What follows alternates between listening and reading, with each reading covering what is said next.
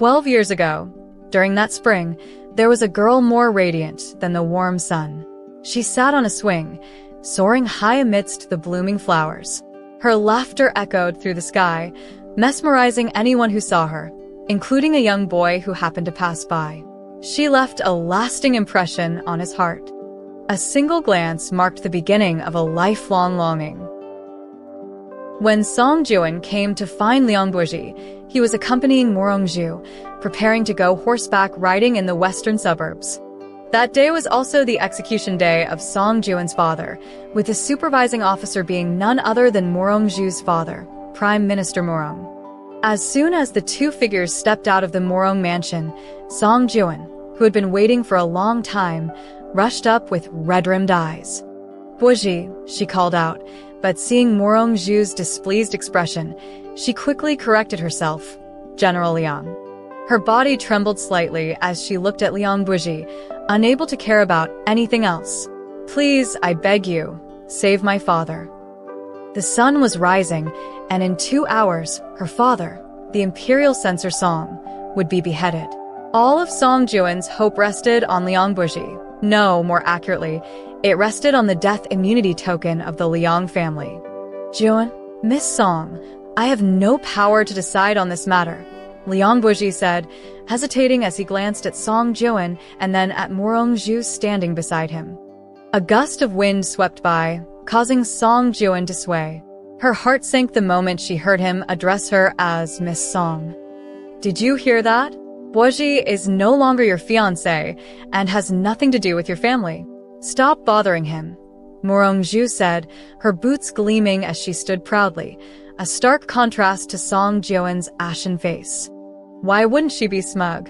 After all, she had just stolen Liang Buji away from Song Juan and was about to witness the fall of the Song family. Song Juan was about to be trampled into the mud, never to rise again. Morongju haughtily lifted her head, grabbing Liang Buji's arm as they prepared to board the carriage.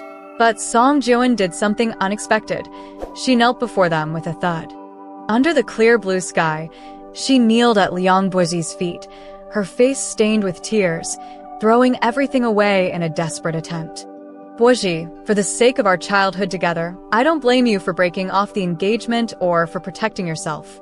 I only beg you, save my father. Please," she pleaded as she continuously kowtowed, her forehead eventually bleeding. Liang Buji, filled with guilt, was about to step forward, but Morongju intervened. "Miss Song, are you putting on this pitiful act for show? If you want to die, do it somewhere else. Don't dirty the entrance of my family's mansion." Morongju raised her voice deliberately, attracting a crowd. Once enough people had gathered, she cleared her throat and softened her tone. "If you want to save someone, that's possible, but unfortunately, Buji is now marrying into my family. What belongs to him belongs to me. You shouldn't beg him. You should be begging me." Her words stunned not only Song Juan but also Liang Buji, who stood beside her. "Here's a thought. Buji and I were going to go riding, but you ruined our mood. Unless you become my horse." In the midst of the commotion, a hand inside a distant carriage trembled as it lifted the curtain, revealing a pair of deep, dark eyes. The coachman cautiously looked back and asked, "Master, have you seen enough of this scene? Time is running short. Shall we head to the execution ground?" The man inside the carriage didn't respond immediately, his lips moving slightly. "No rush. Let's watch a bit longer. Look, everyone. The most talented woman in the capital is being a horse for my lady. Come si." Morongju's maid shouted loudly, drawing even more attention. From the carriage, Morongju raised her whip, striking Song Juan cruelly. Song Juan, harnessed like a horse, gritted her teeth as she pulled the carriage step by step. Blood from her forehead trickled down, staining her delicate face with a tragic beauty. Liang Buji, trembling beside her, clenched his fists, tears welling in his eyes. But he couldn't and wouldn't say a word. "Pull harder. We won't stop until we reach the end of the street." Morongju shouted excitedly as she lashed Song Juan once more. Song Juan's shoulders shuddered, her clothes soaked in blood. She clenched her teeth without making a sound, gripping the reins even tighter. The hands that once wrote poetry and painted were now bloodied and battered. "Jiwen, stop. Don't pull anymore." Liang Buji finally couldn't hold back, but one sharp glare from Morong Zhu silenced him. The whip in her hand came down even harder on Song Jiwen, causing her to nearly fall. Blood stained the path behind them, and only when they reached the end of the street did Song Jiwen collapse to the ground, nearly losing consciousness. Ignoring the whispers of the onlookers and the tears in Liang Buji's eyes, she reached out with trembling hands toward Morong Zhu, her face smeared with blood, the death immunity token. Morong Zhu jumped gracefully off the carriage, her red dress fluttering. She approached Song Jiwen, bending down to smile innocently. "What death immunity token? Did I ever promise you that?" Song Jiwen's pupils contracted, but Morong Zhu continued. "I merely said you ruined our morning, and this was your way of apologizing. I never mentioned any death immunity token." Her smile widened as she twisted the knife further. "If you hurry to the execution ground, you might still get to see your father one last time." With a laugh, she flicked her whip and rode off, leaving Song Jiwen's heartbroken screams echoing behind. The coachman, who had initially urged departure, now averted his gaze. Meanwhile, the man inside the carriage finally gestured with a cold expression. "Let's go to the execution ground." Thunder rolled, and rain began to pour, as if the heavens themselves were weeping. When Song Jiwen finally stumbled her way to the execution ground, she arrived just in time to see a severed head fall. The executioner and officials had already left. In that vast, desolate place, there was no light, no hope, and no future, just her and her father's lifeless body. The Song family was gone, completely ruined. Song Jiwen clung to her father's corpse, crying out in agony until a tall figure holding an umbrella walked toward her, step by step, through the heavy rain. She looked up and their eyes met. Raindrops fell from the edge of the umbrella, ticking softly in the silence. The man's handsome face showed no emotion. He reached out with a long, slender hand from beneath his dark cloak, a hand that was defined and elegant. At that moment, Song Jiwen had no idea who this man was. She only heard his deep, calm voice speak his first words to her. "If you're willing, I can give you a home. Will you accept?" Gu Xiaoping possessed the refined appearance and noble temperament of an aristocratic young master. Anyone who met him would never believe that he was actually a eunuch. Yes, Gu Xiaoping was the right-hand man of Prime Minister Morong, standing equal in rank with him in court, and was known to all as the eunuch overseer. Even the emperor had to show him some respect when he demanded something, so it was no surprise that Song Jiwen, who was supposed to be exiled to the freezing north, suddenly became the overseer's wife. Later, Song Jiwen asked Gu Xiaoping why he chose her. Gu Xiaoping was calmly making tea, his movements elegant and practiced, like a painting in motion. "3 reasons," he said casually, without lifting his head.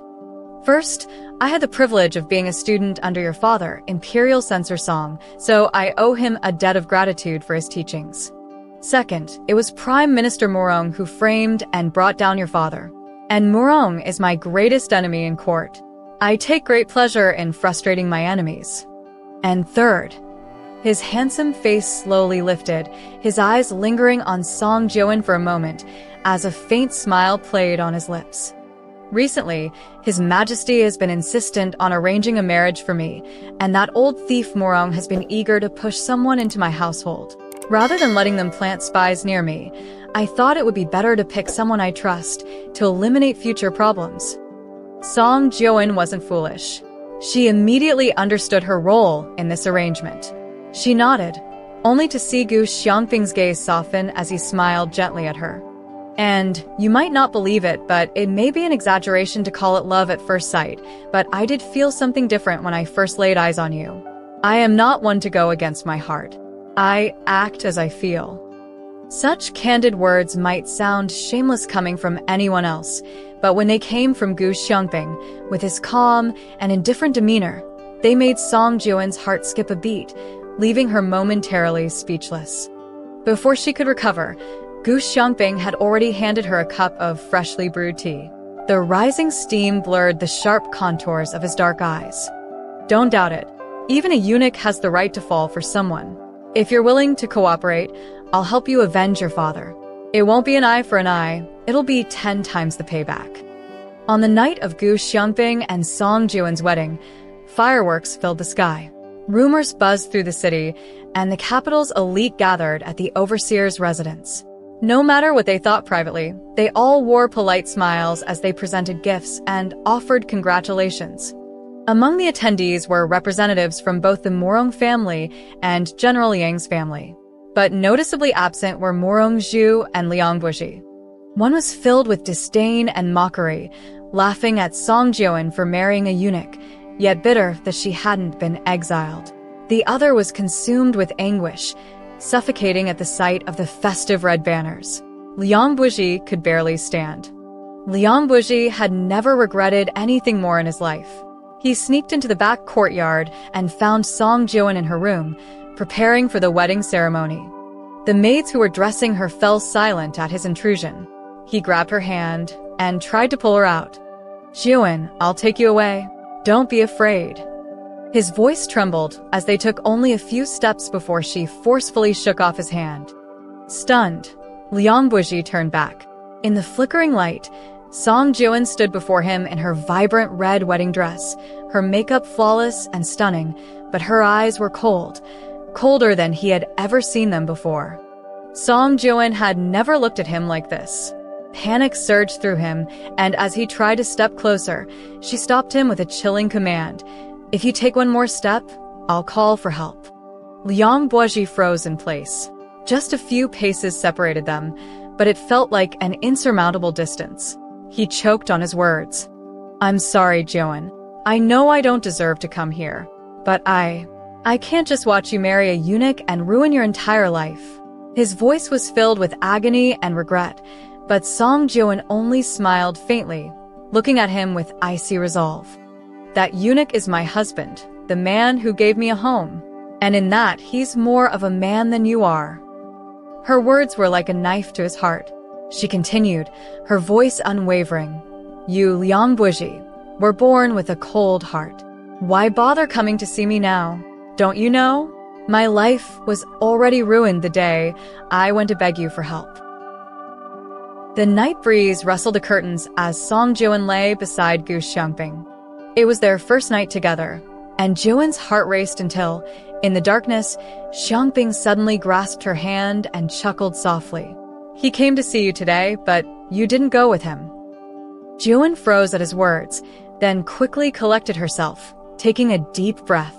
"Since I've decided to marry you, whether in life or death, I am yours. Naturally, I wouldn't go with him. Otherwise, my father's spirit in heaven would not be at peace." Xiangping tightened his grip on her hand and smiled. "And marrying a eunuch would give your father peace in heaven?" Though his words were spoken lightly, each one pierced Jiwen's heart. The bitterness she had held back surged forward, and the facade she had maintained crumbled in the endless darkness. Turning her head, tears silently soaked the pillow. Xiangping didn't say anything, letting her release her emotions as the room fell into stillness.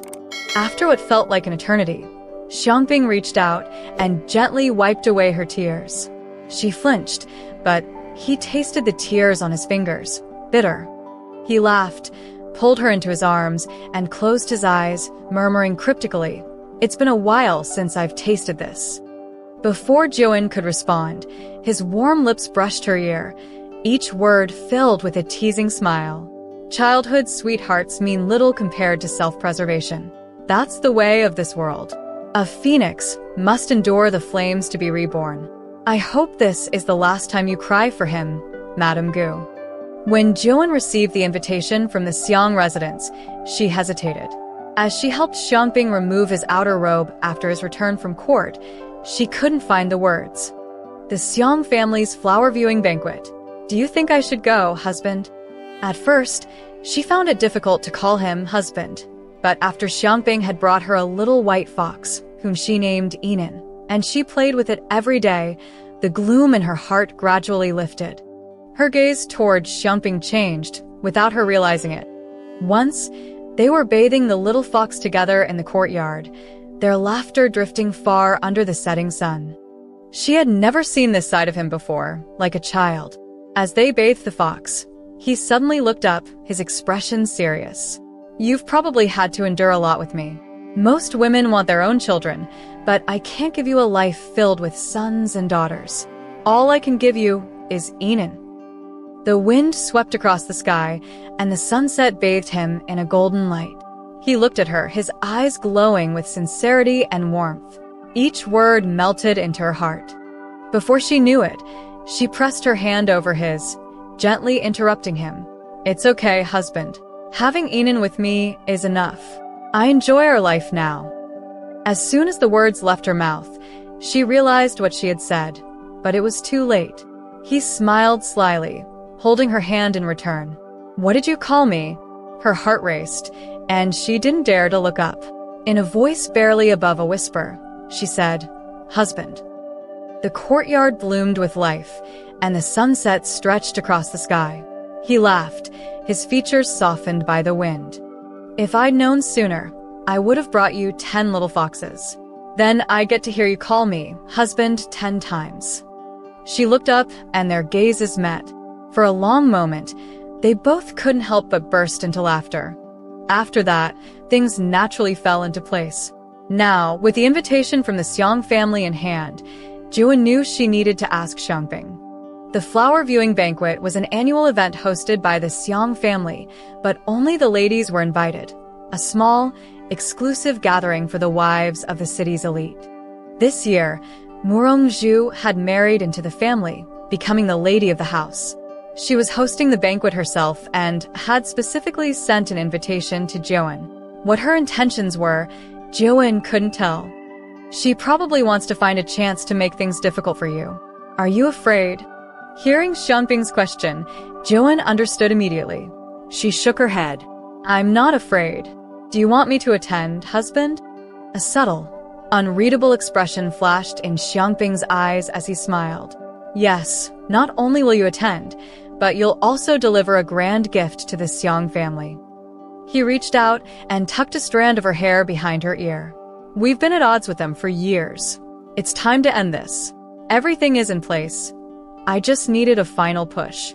And this little lady Morong has come knocking herself. Don't you think it's perfect timing?" At the flower viewing festival, Liang Buji unexpectedly took the lead seat. When Song Joan saw him, she paused briefly but quickly masked her expression and sat down without a word, leaving Liang Buji feeling somewhat disheartened.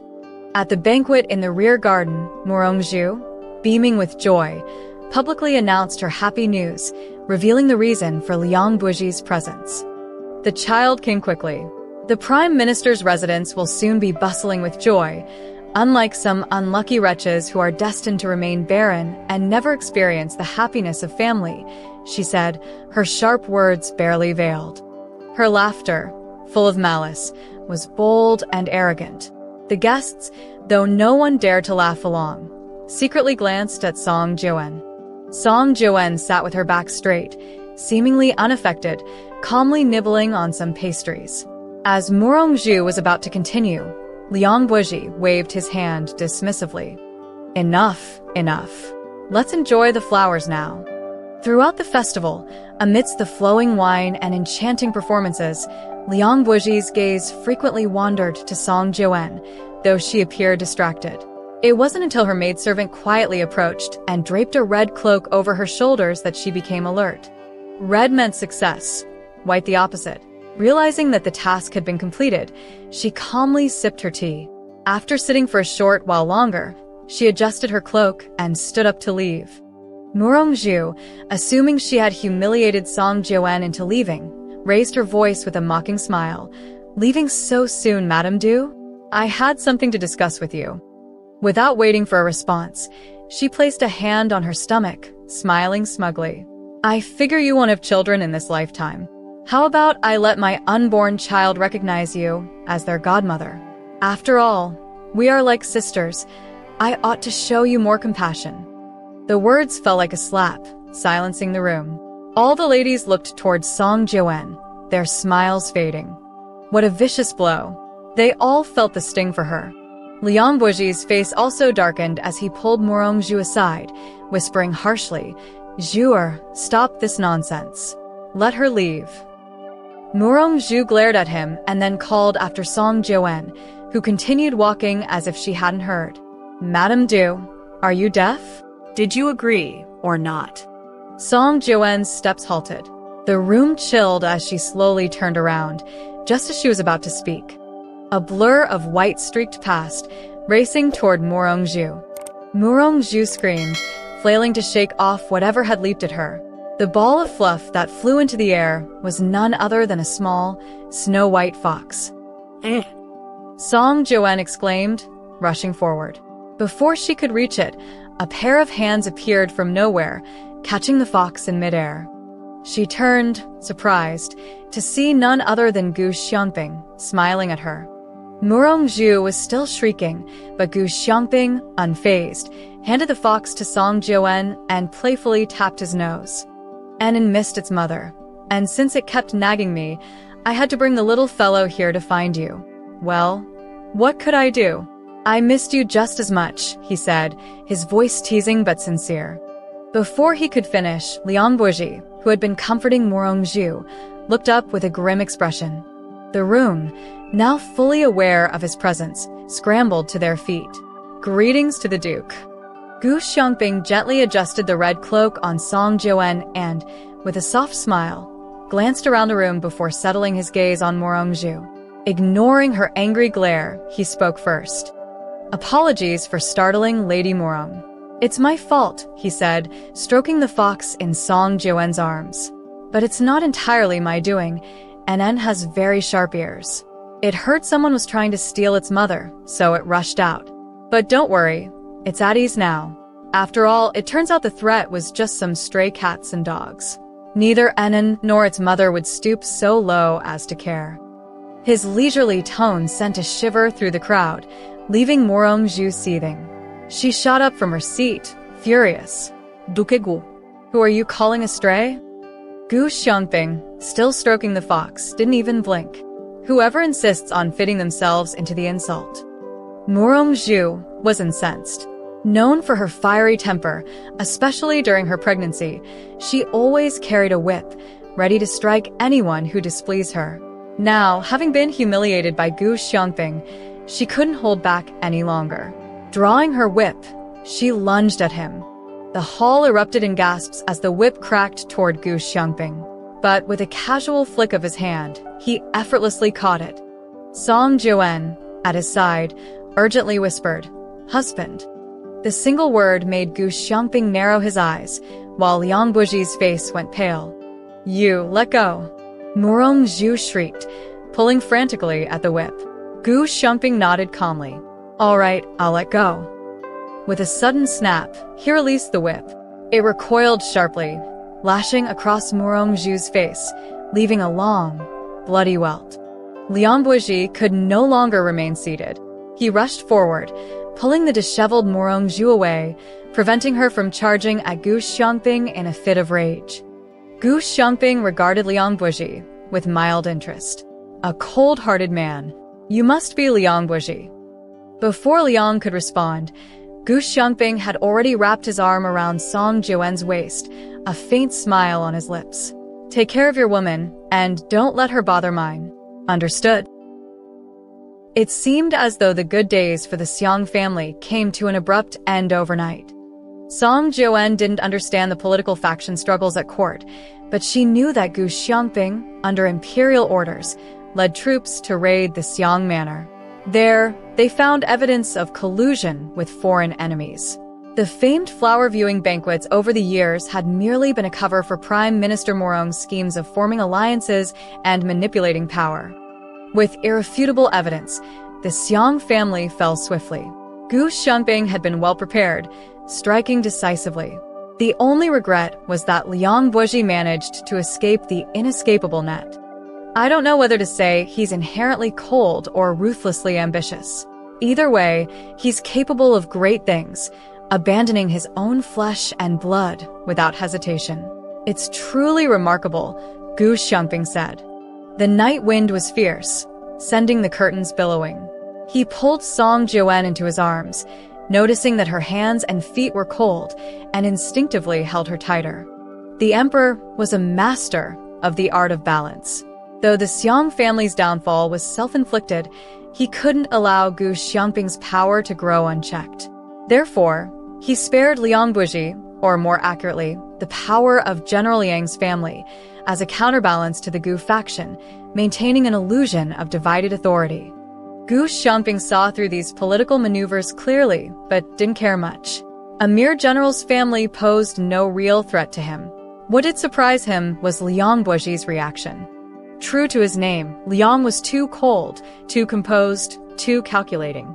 In prison, Murongzhu wept and wailed, knowing her fate was sealed. Still, she was determined to give birth to her child, intending to use the Liang family's immunity medallion to send the baby to General Liang's residence for Liang Buji to raise. The emperor, testing Liang Buji, gave him the chance to decide. Without hesitation, Liang Buji went to the prison, where, in front of Gu Xiangping, he mercilessly pushed Murongzhu aside. "Liang family bloodline? Isn't the child carrying the Murong surname? What does that have to do with the Liang family?" His voice was firm, every word sharp enough to make even Gu Xiangping glance at him.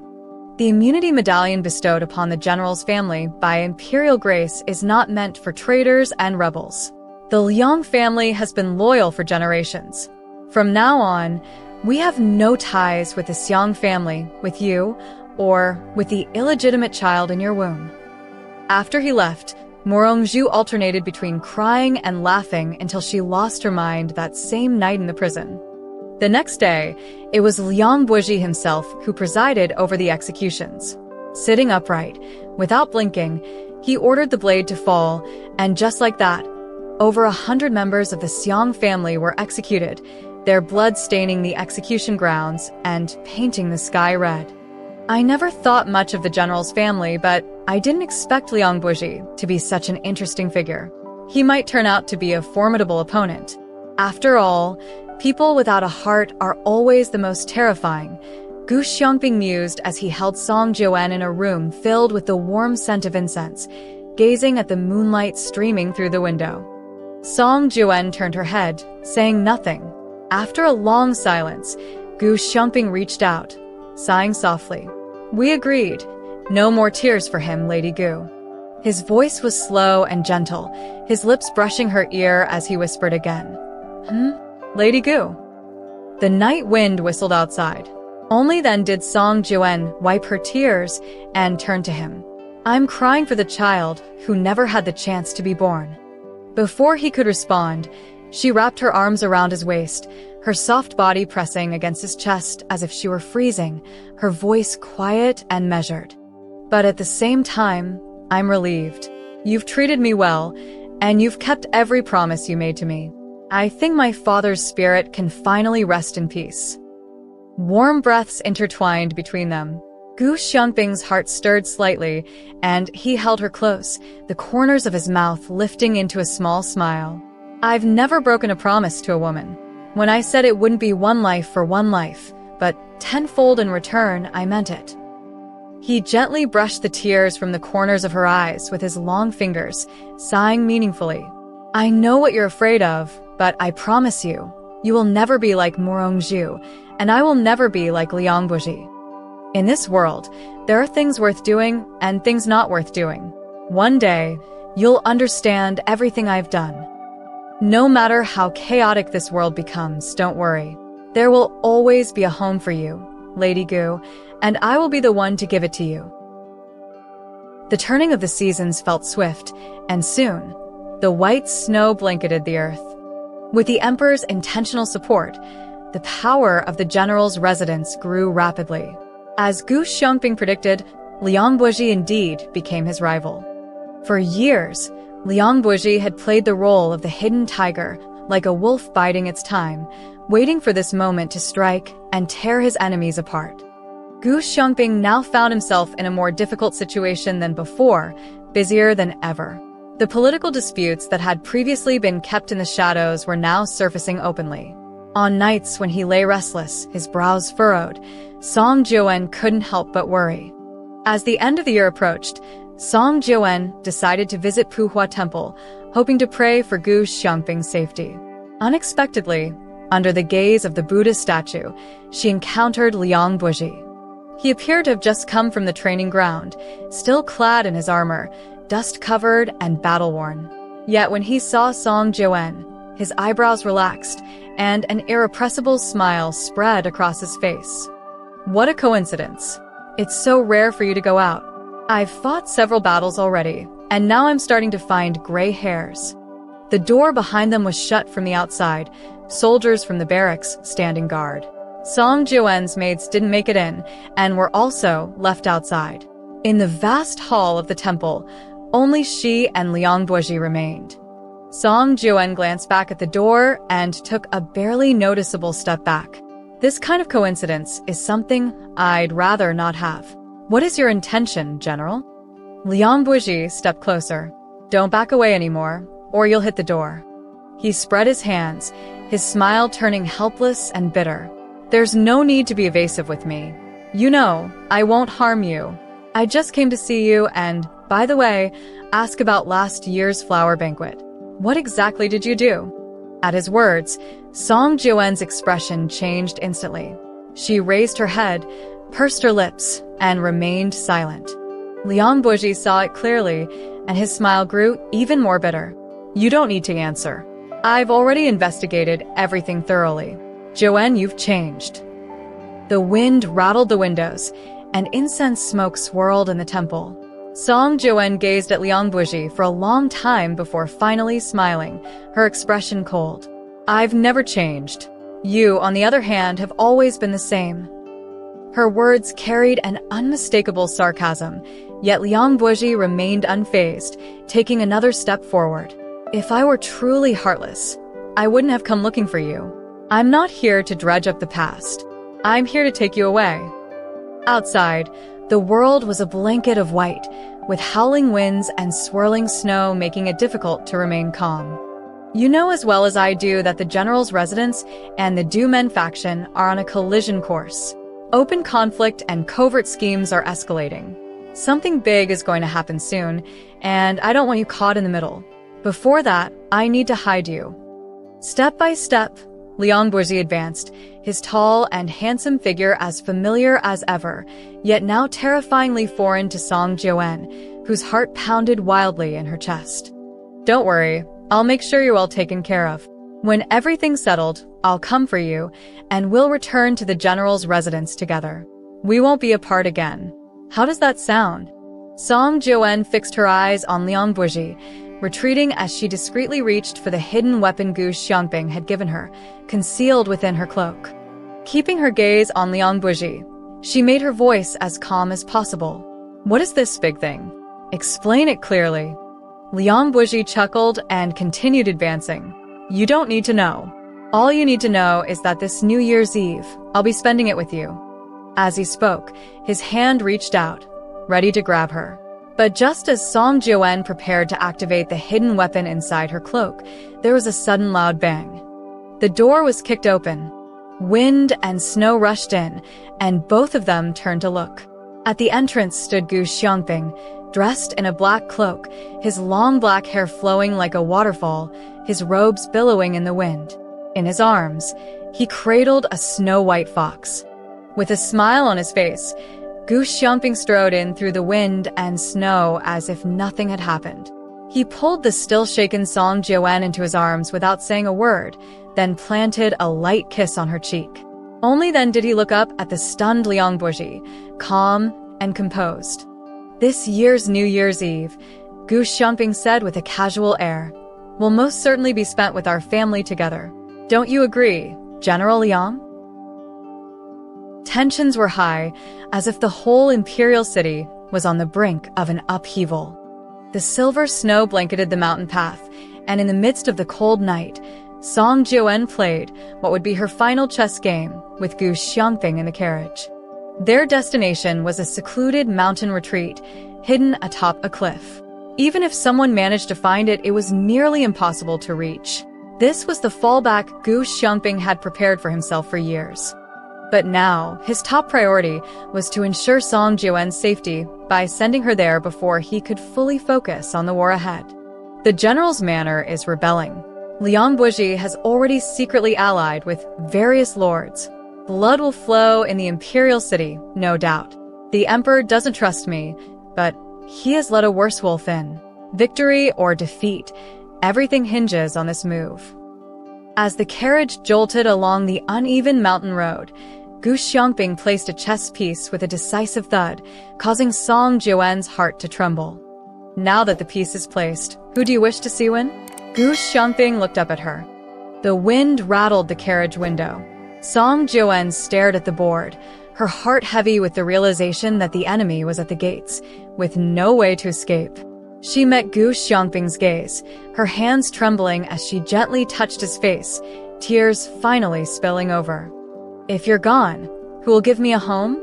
Her voice, hoarse and full of emotion, left no room for doubt. Gu Xiangping stared at her for a long time before he could no longer restrain himself. In one sweeping motion, he knocked over the chessboard and pulled her tightly into his arms, his eyes welling up. The carriage was filled with the warmth of swirling smoke. She leaned into his embrace, tears still wet on her face, but her head grew heavy, as though the warm smoke was seeping into her body, making her consciousness drift further and further away. "Sleep. Everything will be better once you've had some rest. I promise, before the Lunar New Year, I'll come for you. We'll spend the festival together, as a family, lively and joyful." His soothing words were accompanied by the sensation of warm tears falling on her neck. Panic surged in Song Jiuwen's heart, but her head grew heavier and heavier. She weakly clutched his collar, forcing herself to speak. You better not lie to me." Gu Xiangping took her hand and kissed it softly. "I won't lie to you." Tears slid down his face, and his lips curled into a faint smile. "But actually, there is one thing I did lie about." The carriage bumped along, the mountain winds howling, and the world outside was nothing but a vast, silent expanse of snow.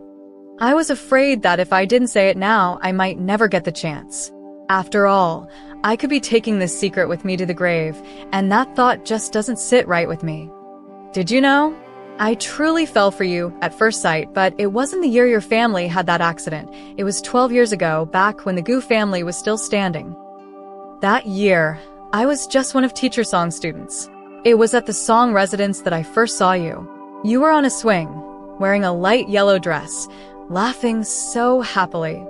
In the spring of 12 years ago, a girl brighter than the sunshine swung high in a garden filled with blooming flowers, her laughter soaring to the heavens, so dazzling that the boy who had stopped by couldn't look away. And from that moment, she was etched into his heart. A single glance that marked a lifetime. In the long-forgotten memory, even Song Jiuwen had let go of those days.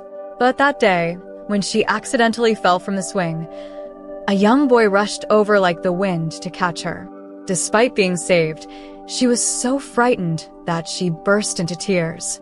The boy was flustered, his face flushing as he clumsily tried to comfort her, even making funny faces to cheer her up.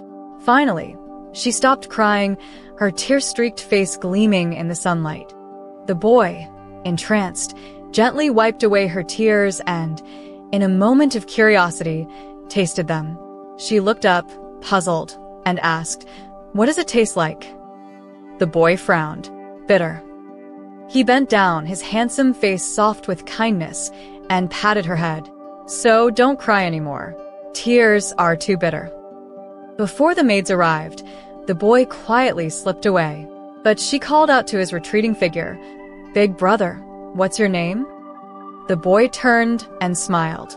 "One day you'll know. Because I'll have my father ask for your hand. And on that day, I'll tell you myself, my name is Gu Xiangping. I fell for you at first sight. I know your name is Song Jiuwen. Will you marry me?" 12 years ago, Gu Xiangping had two dreams at the same time, Meeting Song Joen was a sweet dream, while the sudden destruction of his family was a nightmare from which he could never wake. His father, known for his integrity, offended treacherous officials, leading to the family's downfall. He was forced to become a eunuch in the palace, doomed to be a slave for life. Fortunately, there was still a glimmer of influence from the Gu family within the palace. He managed to keep his manhood under the guise of deceit, but he could not preserve the pristine beauty of his past. The world shattered, and he was left all alone, struggling to survive. Those years were truly hellish, suffering endless bullying in the palace, falling from grace to the depths of despair, with no hope or path forward. Only the beloved girl from his youth occasionally visited him in dreams. But he knew he was unworthy of her. He had to survive and climb step by step, his hands gradually stained with blood. She was the moonlight in his heart, illuminating the only pure corner of his soul. Even after gaining power and status, standing above countless others, he still felt unworthy of her. He was a eunuch who could never truly love her with his real identity, and she had a fiancé, young General Liang, a perfect match for her. They had grown up together, childhood sweethearts. She would have a wonderful life, one that would not include him. He shouldn't disturb her, just watch from afar. But he never imagined that treachery would reign once again, and the Song family would meet the same fate as the Gu family had years ago. The girl from his dreams fell hard from grace, trampled into the dirt, and he had to step forward. He didn't want her to suffer the same pain he had endured, the blood-soaked execution grounds, the torrential rain. He held an umbrella, walking step by step toward her. From that dream on a spring day 12 years ago, he had finally arrived in reality. She looked up and he looked down. Their gazes met, raindrops falling from the edge of the umbrella, dripping with a soft sound. He said, "If you're willing, I'll give you a home. Is that okay?" 12 years later, on their wedding night, he tasted her tears once more. "It's been a long time since I've tasted this flavor," he sighed, feeling a hollow part of his heart slowly becoming whole. People are like this. When the heart is full, it craves more. He greedily thought about how wonderful it would be to hold her in his arms for a lifetime. But dreams must eventually wake. The world wouldn't allow him to be at ease. There were many things he still needed to do. In this life, there are things worth doing and things not worth doing. What I seek will one day be understood by you. As moonlight spilled into the room, he once whispered this in her ear, an oath made in his youth after his family suffered misfortunes. The world was beyond salvation. Good people did not end well, while the wicked reigned, sleeping soundly every night. He climbed step by step, carrying all his hatred and faith, his heart set on breaking the corrupt world and rebuilding a new one. What he sought for his entire life was to clear the black and white, distinguish right from wrong, and create a prosperous age of peace, where good people would be rewarded, loyal subjects would reap the fruits of their labor, and rulers would be wise and benevolent. Everything was a beautiful scene from that spring day, where a spirited youth could propose to the girl he loved, saying that first line of love, wishing that no one would suffer the same fate as he did. But after fighting for so many years, the Morong family fell, only to have the Liang general's household rise swiftly, with conflict never ending. One person's strength was ultimately like a mayfly shaking a tree. He no longer dared to hope. "Now, the only thing I want to do is wait for the turmoil to settle, take Enon back to find you, and we'll retreat to the mountains, indifferent to worldly matters, watching fireworks together on New Year's Eve every year. What do you think?" In the carriage, warm smoke curled around them, and tears slipped from Song Joen's tightly closed eyes. A long hand gently brushed her cheek, his eyes shining with a smile. "Foolish girl, why are your tears still bitter?" Song Joen stayed in the mountain villa on the cliff for a month, reciting scriptures and chanting, hoping that the figure she missed in the distant imperial city was safe and sound. But one day, the prayer beads broke, scattering everywhere, and someone pushed the door open, the footsteps she was most reluctant to hear. Fortunately, I made it in time and didn't miss this year's New Year's Eve. See, I didn't lie to you, did I? Liangbuji, dressed in military attire, looked weary but wore an expression of accomplishment. The mountain wind battered against the window, and Song Jiwen remained motionless for a long time, as if she had aged 10 years in an instant. I've brought Gu Xiangping's coffin up the mountain. For your sake, I've left him intact. Don't you plan to get up and take a last look at him? His voice echoed in the hall for a long time, the prayer beads rolling into every corner, disappearing from sight and taking away all hope. After an unknown amount of time, Song Jiwen finally moved slightly. She rose slowly, her expression calm, her gaze lowered. All right, where is he? She looked up at Liang Buji and tucked a loose strand of hair behind her ear. Let me change into some clothes, and let me be alone with him for a while, okay? The wind whistled. The white snow lay vast, and the world was silent. After waiting outside for a long time, Liang Buji looked up at the sky, a snowflake gently landing on his shoulder, fleeting and gone in an instant. He stared for a long time, and suddenly, inspiration struck him as he pressed the dagger at his waist. Quick, break down the door. With a loud crash, the tightly shut door burst open, and the wind and snow rushed in. Liang Buji stepped forward, lunging toward the coffin. But it was too late.